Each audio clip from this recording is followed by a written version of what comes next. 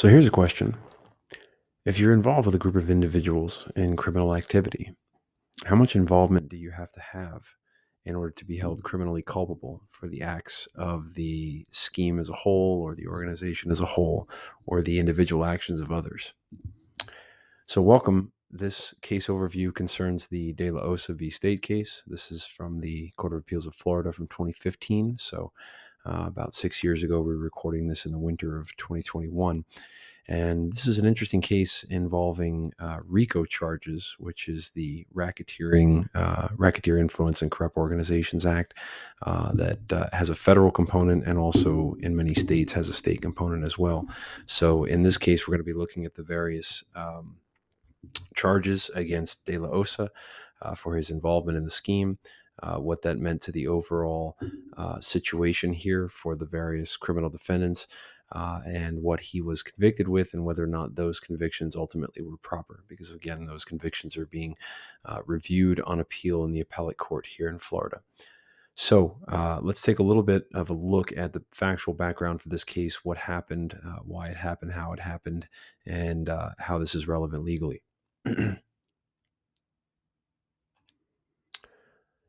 So in terms of the background on the case, there was a 90-page federal indictment in 2003 that charged 17 different defendants, including De La Osa as one, with participation in an overall scheme to sell adulterated prescription drugs to distributors, right? In other words, drugs that had not gone through the traditional regulated and approved pipeline for commerce in the United States, illegal prescription drugs, right? Not necessarily talking about illegal, illicit substances like crack or heroin, cocaine, marijuana, and so on, but normal prescription drugs that are obtained and put into the stream of commerce and sold to consumers through illegal means, right?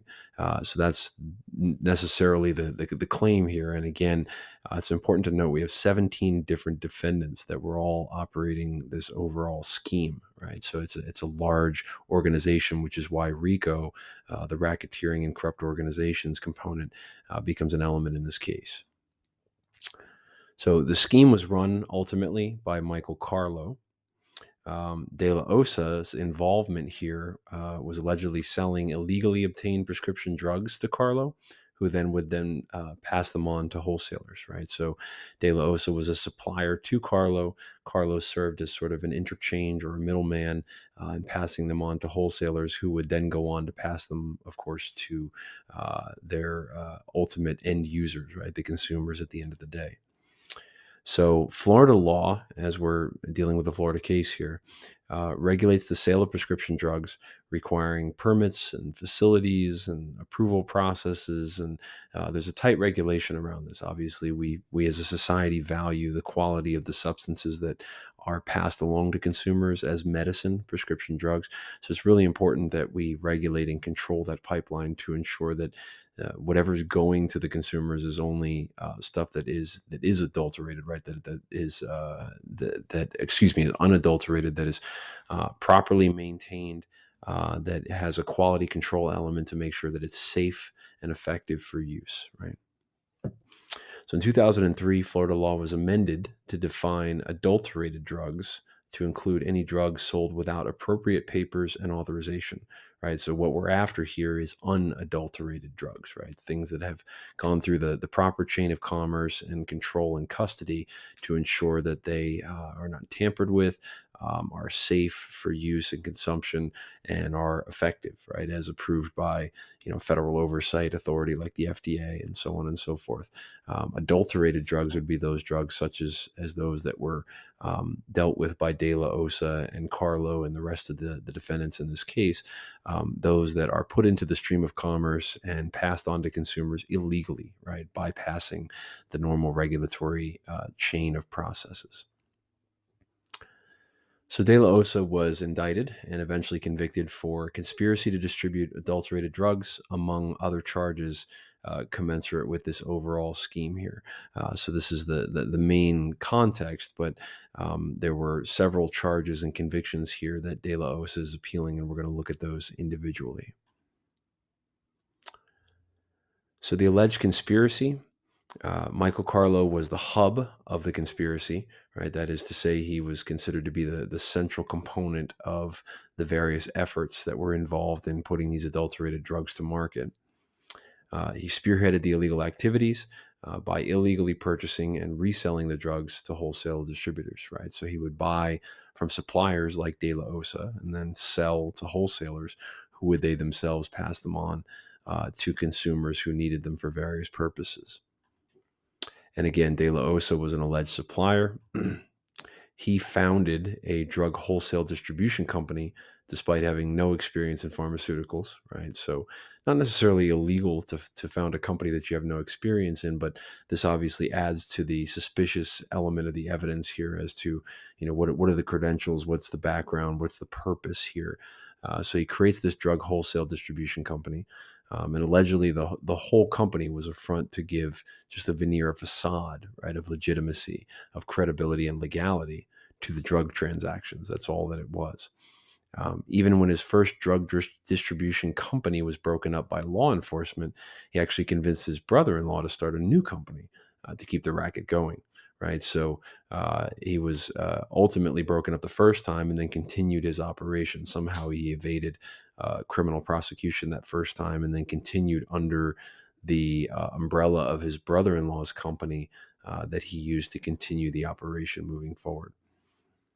So, the role of, in terms of De La Osa in the operation, um, he continued to shadow run his brother-in-law's company. So, sort of as a background operator, not on the records or on the paperwork, but as a de facto operator and manager of this operation.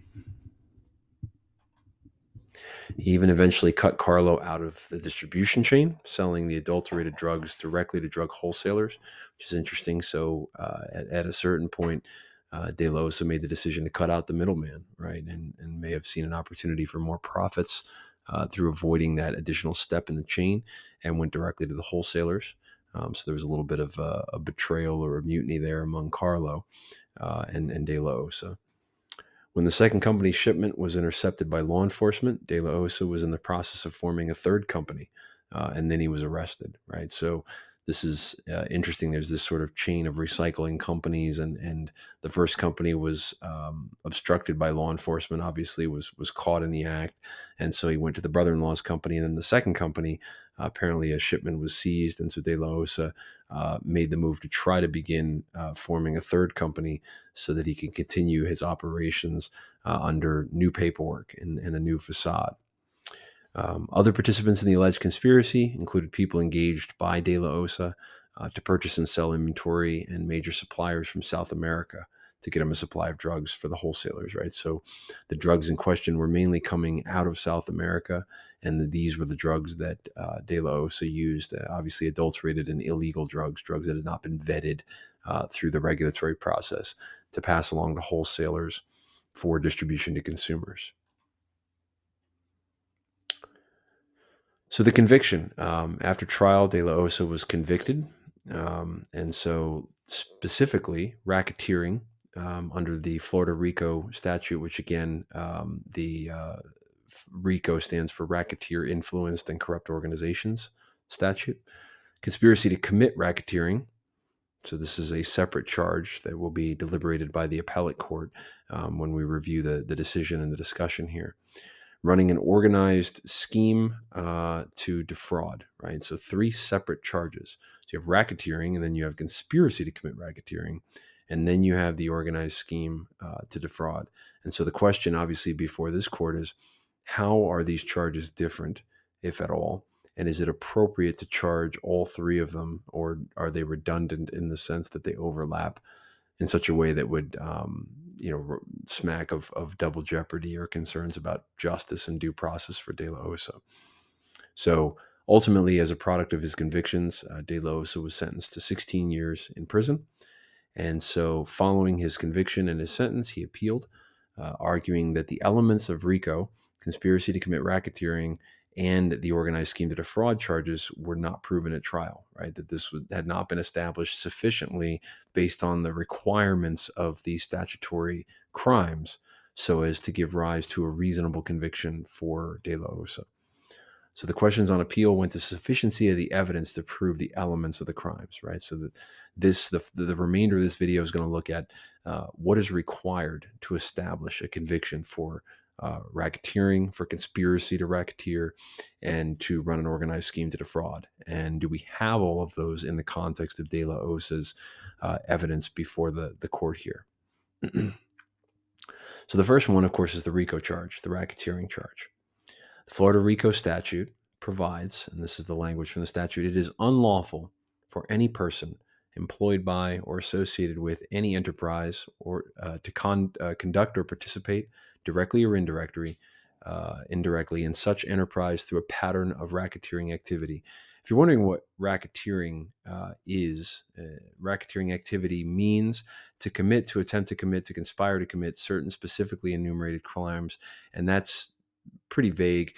When we talk about racketeering, what we're talking about is generally the use of an organized scheme, or generally speaking, a business for an illegal purpose, right? Some type of organization that is dedicated to an illegal purpose, which often is a business, right? It doesn't necessarily have to have a business license to fall into the RICO statute, but it's usually considered, a business in an illegal criminal enterprise, right? Is what we're talking about under the RICO statute here.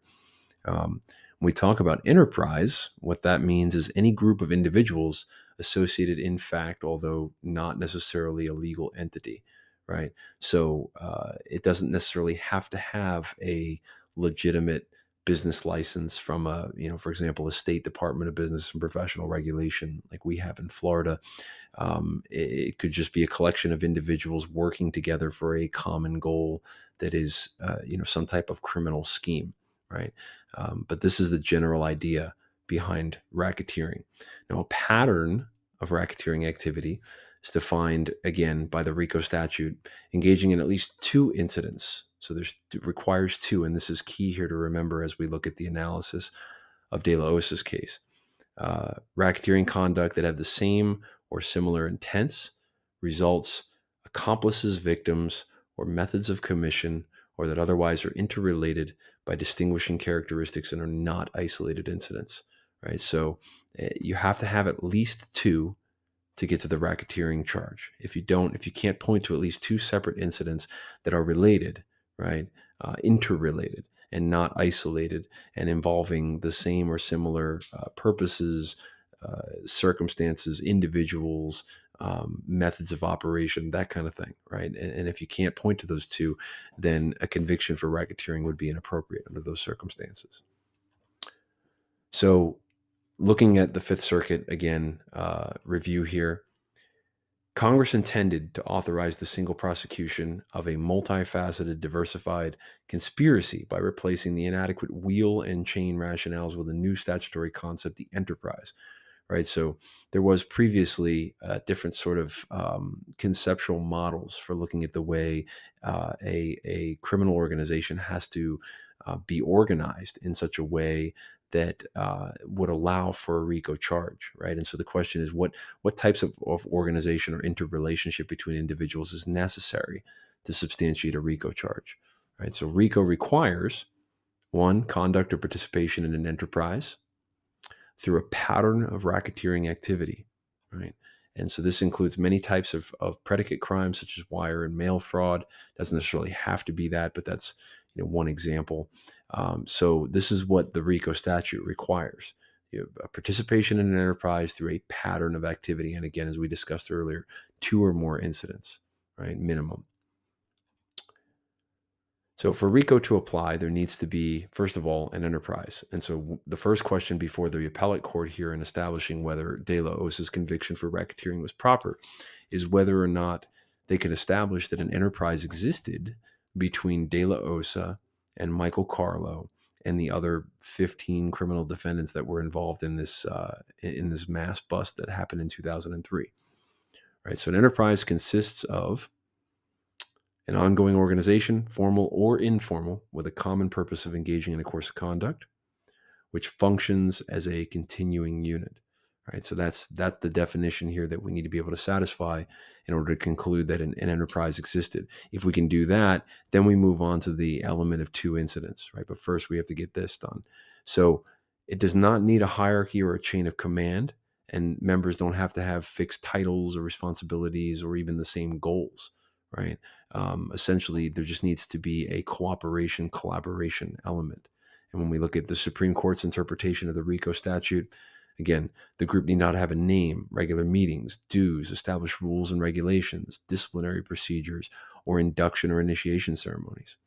While the group does have to function as a continuing unit and remain in existence long enough to pursue a course of conduct, nothing in the RICO statute exempts an enterprise whose associates engage in spurts of activity punctuated by periods of quiescence, right? So in other words, it doesn't have to be constant and unending, right? There could be intermissions between activity, particularly as it relates to an enterprise like that which Michael Carlo and De La Osa were engaged in, because as we saw, there were actually two different organizations that De La Osa had founded, two different companies that he had operated, because the first one got busted and then the second one was being busted, and he was in the process of forming a third one when he was arrested, right? So it would be understandable to see that there might be some intermission in activity between those. And that wasn't as a result of some change of heart on any of the parties involved in the conspiracy or in the RICO operation, but rather just the interference of the justice system doing its job, right? The criminal justice arm of the government attempting to prohibit and stop this conduct, right? So it would be reasonable to expect that, and that shouldn't be used as evidence to exculpate, right, these individuals for the crimes or exonerate them for their wrongdoing. So the Predicate Act, requirement, and conspiracy, again, as we discussed earlier, at least two incidents, right? Two predicate crimes must be committed in furtherance of the enterprise. In the case here, the state argues that it satisfied the two Predicate Act requirement by showing De La Osa's participation in the overall scheme to defraud, which it characterized as a single unified enterprise or conspiracy, so that De La Osa became, quote unquote, vicariously liable for the use of the mail and wires by other members of the scheme, right? So they're saying that these people acted together in such a way that it's proper to lay at the feet of De La Osa all of the crimes that were commensurate in the overall scheme among the dozen and a half or so individuals who were actually engaging in this, right? So essentially, even though RICO is meant to replace conspiracy law in this particular context, in the sense of a criminal organization, whether De La Osa has committed the predicate acts depends on the conspiracy charge, right? And so again, there's also, just as a reminder, when we looked earlier, there's a RICO charge or conviction against De La Osa, but there's also a conspiracy to commit racketeering charge against De La Osa. So this would make him liable under RICO for all predicate acts committed by everyone else in the enterprise, right? So anything that happened in furtherance of the conspiracy, he would be vicariously liable for pursuant to the conspiracy charge, right? So then this brings us to the analysis of the conspiracy charge. So as we've discussed in previous videos and in different cases, conspiracy generally, to determine whether a single unified conspiracy exists, courts will consider several factors: whether a common goal existed, the nature of the underlying scheme, and the overlap of different participants. There are different types of conspiracies. Chain and link and hub and spoke are different types of sort of mental models in thinking about the way that different types of collaborative efforts of a criminal kind are undertaken, right? And so in a hub and spoke conspiracy, a central core of conspirators recruits separate groups of co-conspirators to carry out various functions of the illegal enterprise. So this is one type, and it becomes relevant insofar as we're talking about the Michael Carlo de la Osa conspiracy, because this was the model that it turns out to have been used in this particular collaborative effort, right? So in a unified conspiracy, the spokes, the different foci, right, the different extensions of the central hub of conspirators are aware of the other members' roles. The conspiracy proceeds toward a common goal, and the members are connected to each other in some material way, right? So this is an element, a characteristic of that unified hub and spoke conspiracy, right? But however, where the spokes of a conspiracy have no knowledge of or connection with other spokes, with each other, right, and deal independently with the hub conspirator. There's not a single conspiracy, but rather as many conspiracies as there are spokes. So that is to say, if you think about the De La Osa Michael Carlo situation here, if De La Osa was unaware of Michael Carlo's involvement with other suppliers that would have been performing the same acts as De La Osa, um, supplying drugs to Michael Carlo, and B, the consumers on the other end, right? The wholesalers, right? If De La Osa was unaware of, had no communication with, did not involve himself with those other independent operations of the conspiracy, the overall team effort, a collaborative effort to provide adulterated drugs, illegal drugs to market, right? Then this particular analysis would construe this to mean that there's not just one conspiracy here, but there's separate conspiracies. There's a conspiracy between De La Osa and Michael Carlo. Then there's a conspiracy between Michael Carlo and each of his wholesale distributors. Then there's a conspiracy between Michael Carlo and any other suppliers that may be performing the same type of work that De La Osa is. And so that's the purpose and the idea here. Therefore, for a rimmed wheel conspiracy to exist, the various spokes must be aware of each other and their common aim to form a single conspiracy. They have to know about each other and be aware of the common goal amongst them, right? The overall overarching objective exhibited by an interdependence among co-conspirators, right? Some interreliance, interaction, exchange of effort and needs and inputs and outputs, right?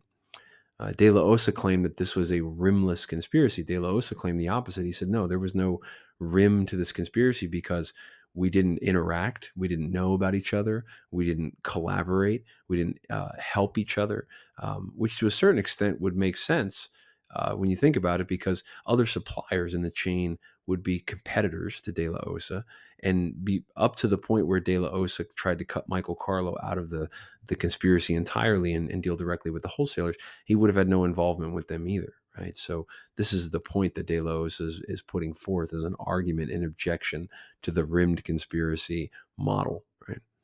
So in the context of drug sales, a simple buyer-seller relationship without a prior or contemporaneous understanding beyond just that agreement, hey, you're going to sell this to me, I'm going to buy it from you, is insufficient to establish that the buyer was a member of the seller's conspiracy, right?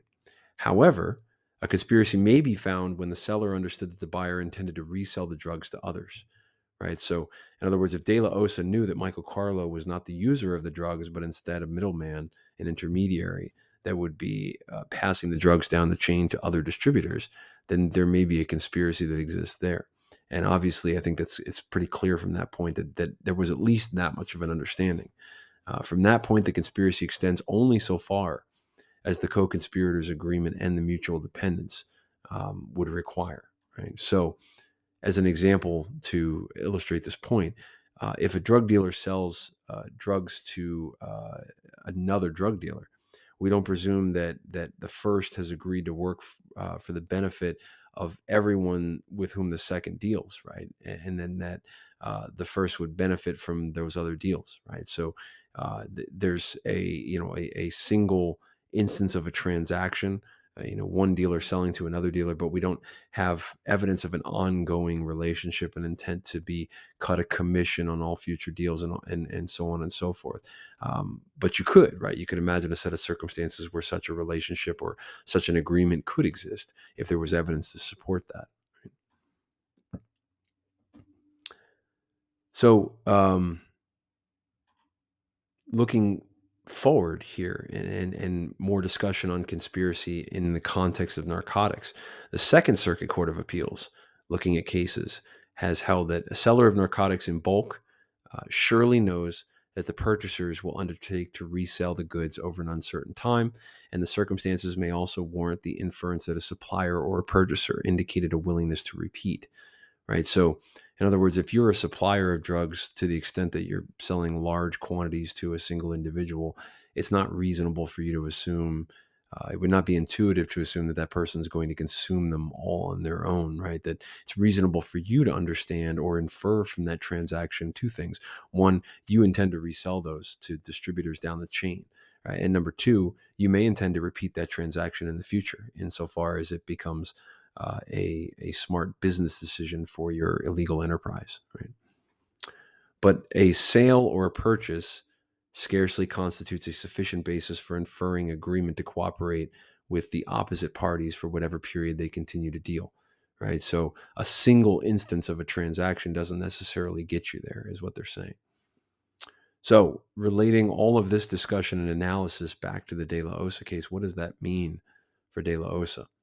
The court observed that the state's evidence showed De La Osa was involved in a rimless hub and spoke conspiracy. So they accepted De La Osa's argument that this was not appropriately described or characterized as a rimmed conspiracy because there wasn't an interdependence or an interrelationship or even interactions between De La Osa and either other suppliers or the distributors that were further down the chain than Michael Carlo, right? So although De La Osa and his immediate cohorts supplied Carlo with adulterated prescription drugs, there was no proof of interdependence between De La Osa and the other suppliers. Right? In fact, those were his competitors. Right? For De La Osa was one supplier among many, and it wouldn't have made sense for him to have cooperation with other suppliers that he would have been competing with. Right? De La Osa sold drugs to Carlo in exchange for money and helped create phony pedigrees, at which point his involvement with the conspiracy ended. That was the conclusion of his involvement. Did not have any involvement with the distributors further down the chain, no involvement with the other suppliers, and so on. There's no connection between the spoke conspirators that showed that De La Osa knew of the existence and scope of the larger conspiracy, of which Carlo was the hub, even if there would have been a reasonable basis to infer the same from the nature of the conduct that De La Osa was involved in. And without such connections to the other conspirators on the other spokes, De La Osa cannot be held vicariously liable for crimes committed by those conspirators. So those incidents and those additional acts don't count. Those predicate crimes don't count for the purposes of charging De La Osa with RICO, right? So again, bringing it back to the requirement that you have to have those two predicate acts. The state showed just one predicate act committed by De La Osa with Carlo, right? One transaction. There's no evidence of his direct involvement with the other parts of Carlo's schemes and illegal activities, right? Had no involvement with the rest of what was going on in that criminal enterprise, right? The court then went through the alleged predicate acts. Some couldn't be applied because they happened before De La Osa was even involved in the operations. They went through all of them and concluded that the evidence had indicated that De La Osa had nothing to do with the others. Right? It was improper to hold him accountable for the other acts in the analysis of the court, which leaves them short of a racketeering conviction, right? Because you have to have the two. Right? There was no conspiracy that could be tied to De La Osa that involved more than just his activity selling drugs to Carlo. That is the single predicate act that the state could prove in this instance. So only the one act could be shown that De La Osa was involved in. Thus, two could not be shown, and furthermore, as such, De La Osa was entitled to acquittal on the racketeering charge. Right, so still two other charges remaining: the conspiracy and the scheme to defraud, as we've reviewed. But the racketeering itself was improper. Right. So under the scheme to defraud charge, Florida law provides any person who engages in a scheme to defraud and obtains property thereby is guilty of organized fraud. The statute defines certain different terms. Scheme to defraud under the statute is defined as a systematic, ongoing course of conduct with intent to defraud one or more persons, or with intent to obtain property from one or more persons by false or fraudulent pretenses, representations, or promises, or willful misrepresentations of a future act. And property is defined in the statute as anything of value, right? So it's a pretty broad interpretation of the language here. So the elements that are necessary to substantiate the existence of fraud here are the existence of a scheme to defraud, the requisite scienter or the intent, the state of mind, right? The fraudulent intent on the part of the defendant, and the materiality of the representations. Right? Fraud has historically been described as a plan to deprive a person of something of value by trick, deceit, chicane, or overreaching. It is characterized by a departure from community standards of fair play and candid dealing, right? It's a violation of the implied societal rules of good behavior, right, between citizens of our communities, right? That's the idea here. Is it's unfair play, it's trick, it's dishonesty, that kind of thing.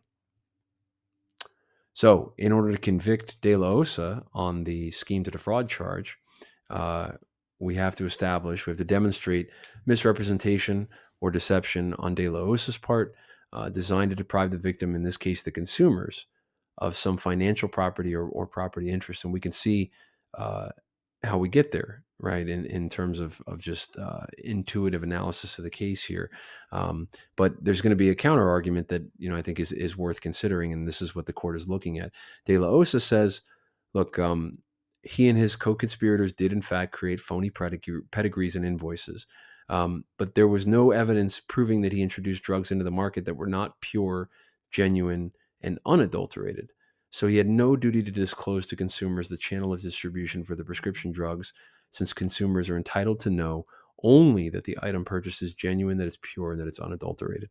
And so De La Osa brings forth an interesting argument here. What he's saying is that, yes, we lied about the pedigrees and the invoices and the background of the chain of custody and commerce for the drugs that were ultimately sold. However, there was no evidence in this case, insofar as the convictions were concerned, that suggested that any of the drugs that De La Osa um, moved into the stream of commerce through Michael Carlo, through the distributors and onto the consumers, were in fact unadulterated or of any kind of substandard quality that would be a risk of harm to consumers or a loss of value to consumers. In other words, he's saying, look, they got what they paid for. Everything that we introduced into market, you may not be happy about the fact that we didn't go through the FDA regulatory processes for the movement of drugs into market, but everything that we actually delivered was unadulterated drugs, right? It was proper prescription drugs. It was safe and effective. It was the same stuff that they would have gotten had they bought from, some other supplier that was not engaged in a RICO enterprise, right? It's yes, we lied, but it's tangential to the point, because insofar as the consumer is concerned, we didn't deprive them of any kind of financial or property interest, because they got exactly what they bargained for. Right? What they wanted was safe and effective prescription drugs that they could rely on to do the job that they were expecting it to do. And there's no evidence in anything that was produced in this case to suggest that De La Osa or any of his co-conspirators did anything to the drugs along the chain of commerce that tainted their ability to do that. That they were originally, in fact, safe and effective drugs, even if they didn't go through the proper regulatory processes, and that at the moment they were purchased and consumed by the end users, they were the same, right? They were safe and effective for use, and therefore they didn't actually deprive anyone of anything material. Yes, we may have made misrepresentations and lies, but they weren't. They're saying we didn't have any duty to share any of that information with the consumer anyway, because all they had a need to know, all they were deserving of knowing, was that the item they purchased was genuine, pure, and unadulterated. In other words, it's safe and it worked. And there was no evidence to suggest that any of the drugs in this case didn't have exactly those qualities, right? So this is the argument coming from De La Osa: is, did we really defraud anybody when what we did, in fact, was sell drugs that were exactly the same as the safe drugs that are on the shelf and went through the proper regulatory processes, the approved drugs, right? So the state's argument says, by contrast, obviously in objection to De La Osa's point, they say, look, pharmaceutical consumers, people who purchase and take drugs, are entitled to all material facts, particularly when their decision involves potentially life-saving HIV and cancer medication, right? The stakes could not be higher insofar as these purchases are concerned. We're not talking about, going to the grocery store and buying bread that hasn't gone through a proper chain of commerce, or buying a used car that hasn't been properly regulated. We're talking about drugs that are literally the difference between life and death for some people, right? And consumers facing serious diseases were entitled to rely on the fact that prescription drugs went through prescribed distribution channels rather than being stored in a nursery or the house of a convicted felon, right? So there were questions as to the quality of storage and transportation protocols under the enterprise that was conducted by De La Osa and Carlo and others. So these are just some examples of the context here. The state's position didn't turn on the genuineness of the drugs. In other words, they weren't disputing whether or not the drugs ultimately were in fact safe and effective. Rather, the fact that it was the disclosure of the drug's accurate distribution channel was a material fact that could not be falsified or omitted, that it was unfair and improper and in fact illegal to do that to consumers, to not share the honest truth about these drugs, where they came from, and the fact that they had not gone through the proper channels of distribution. Right, that was the fraudulent element. And so ultimately, the court's analysis here, in looking at this particular case, mail or wire fraud may be met by affirmative representations or active concealment, which is characterized by deceptive acts or contrivances intended to hide information, mislead, avoid suspicion, or prevent further inquiry into a material matter. So some just general comments on the idea of different types of fraud and how mail or wire fraud may be found in different forms. Right. Active concealment can also work, which means that material omissions can be fraudulent if they are intended to create a false impression. So, although silence as to a material fact without an independent disclosure duty usually does not give rise to an action for fraud, suppression of the truth with the intent to deceive, in other words, concealment, does. Right. So, this is a really interesting sort of hinge point for the court in analyzing the De La Osa case, because the question before them is the question of whether failing to disclose is the same in terms of moral and legal culpability as lying, right? So, because essentially there's not any evidence here to suggest that De La Osa and the individuals went out of their way to try to to try to defraud consumers in some material way. But they're saying that the fact that you went out of your way to hide the truth about the regulatory approval or lack thereof for your drugs and the distribution channels from which they came, that is material and can be material depending on the circumstances. So it's the age old question of whether if it's wrong to lie, is it also wrong to simply not say something, right? Truthful is to not stand up for something, and correct an obvious mistaken assumption on another person's part, right? So perhaps the end consumers in this, in this chain of commerce that De La Osa and Carlo were engaged in, may have assumed, as we all would if we walked into a CVS or a Walgreens or our local pharmacy and picked up drugs, we would assume that they were FDA regulated and went through the proper chain of commerce. But if no one corrects us otherwise, does that make that person morally culpable? And that's the question before the court here. It's not disclosing information when you know that the other party may have a mistaken assumption or a mistaken understanding as to the truth of that information, insofar as it concerns the particulars of the situation and the case before them. Right. So that's the crux of this case, specifically as it relates to the scheme to defraud claim. So state's theory of the case demonstrated that the criminal enterprise that Carlo and Delos and others were engaged in sold illegally obtained prescription drugs with the intent to defraud consumers by, in some instances, fabricating paperwork to give the appearance that the drugs were in fact legitimately distributed. Right. So they were trying to fool pharmacies and other sort of end user sales points into the mistaken belief that these drugs were in fact legitimate insofar as it concerns, approvals of the regulatory and distribution process. These facts constitute a scheme to defraud because the conspiracy intended to deprive consumers of money in exchange for illegally obtained prescription drugs. The defendant not only omitted this material information, but took active steps to disguise the true provenance of the drugs, right? So it's not even insofar as that they just didn't say anything one way or another.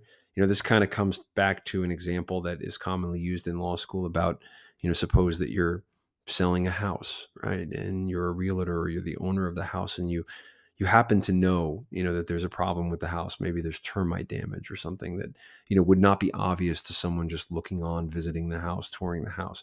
Um, it's one thing to not say something about the termite damage if you know that's a material fact, and you know that a mistaken assumption probably exists.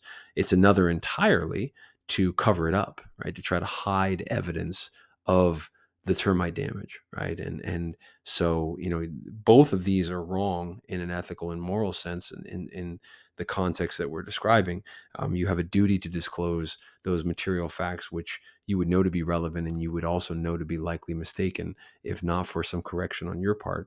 But it goes quite a bit further when you are actively concealing the evidence that would allow that person to discover the truth, right? When you're working to fool them, right? In this particular way, again, as applied to the De La Osa case, it's quite clear that De La Osa and Carlo and those involved in this scheme took steps by creating forged and fraudulent paperwork, and other sort of efforts to try to hide the fact that these drugs had not been through the proper distribution channels in going to market, right? So that's another sort of step in the furtherance of ethical and legal culpability entirely.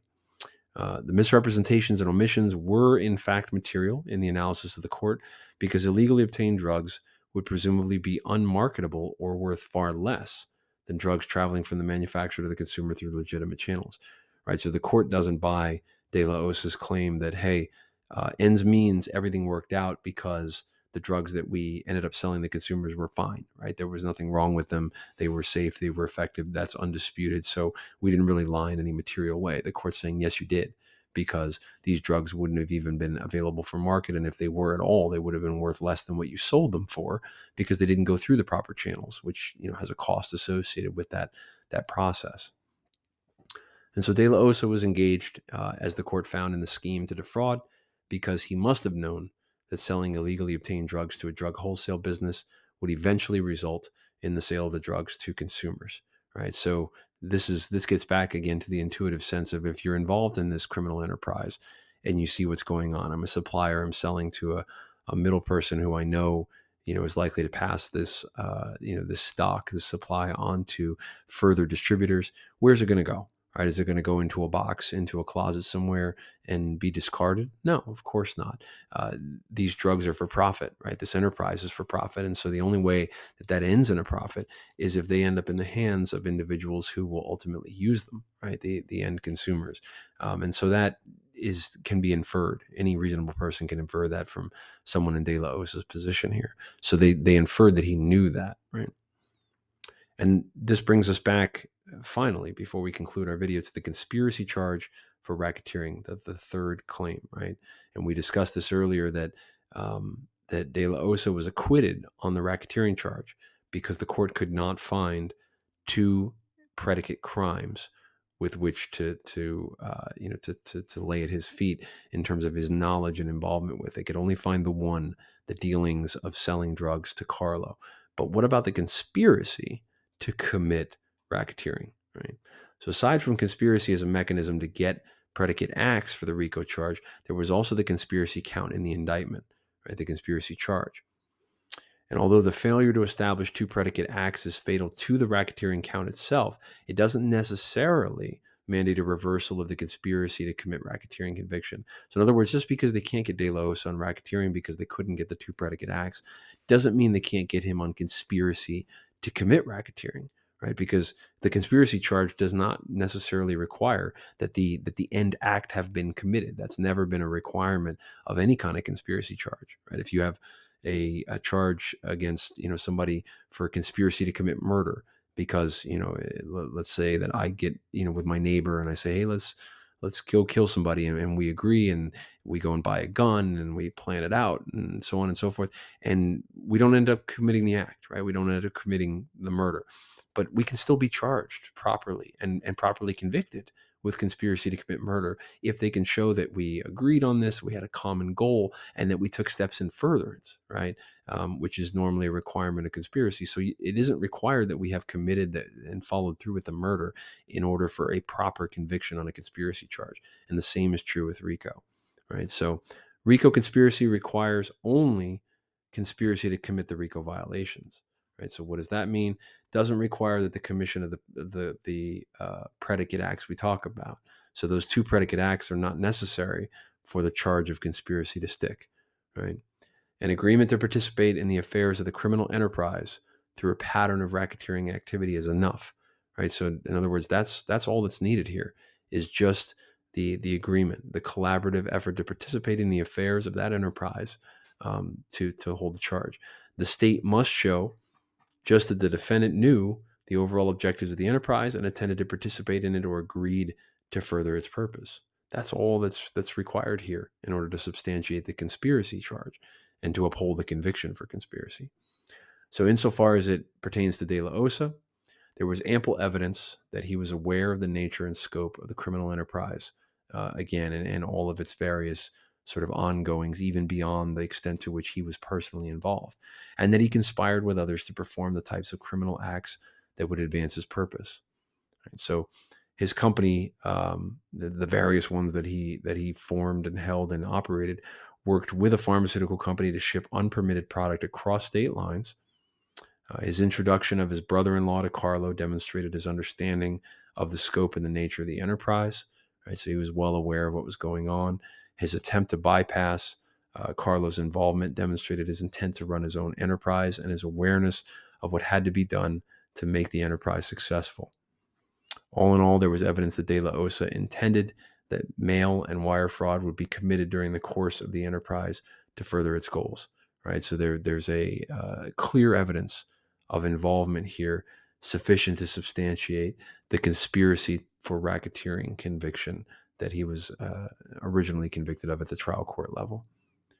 So, concluding the analysis of the De La Osa case in all of its dynamics here, the RICO conviction, again, as we discussed, was overturned and he was acquitted on this charge since it could not be established that he committed the two predicate acts that are required or conspired with people who had committed two of the predicate acts, right? Because again, as we discussed earlier, it was determined that he was part of a rimless conspiracy, hub and spoke or rimless wheel conspiracy, where he was unaware, uninvolved, uninterrelated, uninteracting, and uninterdependent, right, with the other elements of what was going on in this conspiracy in a way that was insufficient to hold him accountable for the RICO charge. However, insofar as it concerns the other charges, the conspiracy to commit RICO conviction was upheld since he conspired with his companies, Carlo, and others to further the goals of the enterprise. So that was enough for the conspiracy charge, if not for the RICO charge itself. And the conviction for organized scheme to defraud was also upheld as well, since there was ample evidence for that introduced at trial. So out of the three convictions, two of them were upheld. The one RICO charge was overturned. But this case is demonstrative of sort of the complicated elements of what's involved in criminal enterprise, organized criminal activity, the RICO statutes at both the federal and state level, and what's required in order to substantiate a conviction. So hopefully this was instructive in terms of lessons in organized criminal activity and prosecution thereof. And we will see you next time for another great video. Thanks, everyone. Take care.